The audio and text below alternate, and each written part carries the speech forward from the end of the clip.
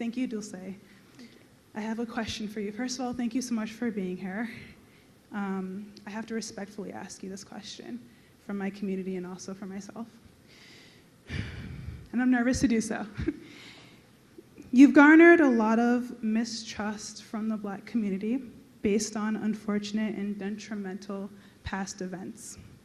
You can just look through the comments on my Instagram post about this event and see for yourself. So I would like to know, what are your concrete plans to win back the trust of Black America? As you know, and respectfully have been involved in systematic racism is a real problem. If we're to have a united America, we need to admit this publicly and often, and then we need the call to action. We as a people have contributed so much to this country, it was literally built on our backs, but have consistently, since creation, had the least respect. And I know everyone's tired of hearing about this issue, but trust us, we're more tired of having to talk about it. What are your steps to improve that relationship and tradition of negative stereotyping and generalizations of Black America for a real united America? Thank you.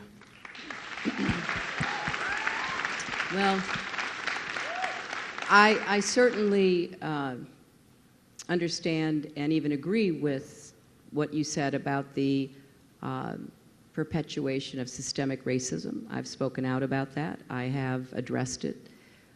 I also was very honored to receive a huge percentage of the vote of African Americans in the primary, and I am grateful for that because so many people know of my history.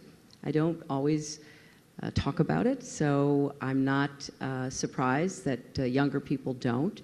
But I went to work for the Children's Defense Fund right out of law school. I didn't go to work for a law firm. I went to work for Marion Wright Edelman, a pioneering African-American lawyer who was by the side of Dr. King in fighting for civil rights, and who created an organization called the Children's Defense Fund to continue that work.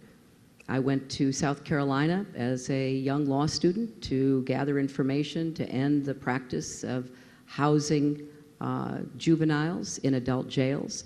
I went undercover to Alabama to gather information to prevent the creation of tax-exempt status for segregated academies. I worked to further the legal services that were available to poor and communities of color who didn't have access to lawyers and were disadvantaged because they couldn't demand their rights for whatever their problem was. I worked to make it possible for more young people to get a good education in Arkansas, which was one of the poorest education systems in our country, to provide greater equality of opportunity, and the same with health care. And people who supported me understood that, and they knew it. But that doesn't mean that because I have a history of working to try to overcome injustice and systemic challenges like racism, that I don't want to be held accountable by voters because I'm telling you what I want to do. The very first speech that I gave in this campaign a year ago, April, was about criminal justice reform, ending the era of mass incarceration, looking for more programs of diversion, creating more housing, education, and employment opportunities.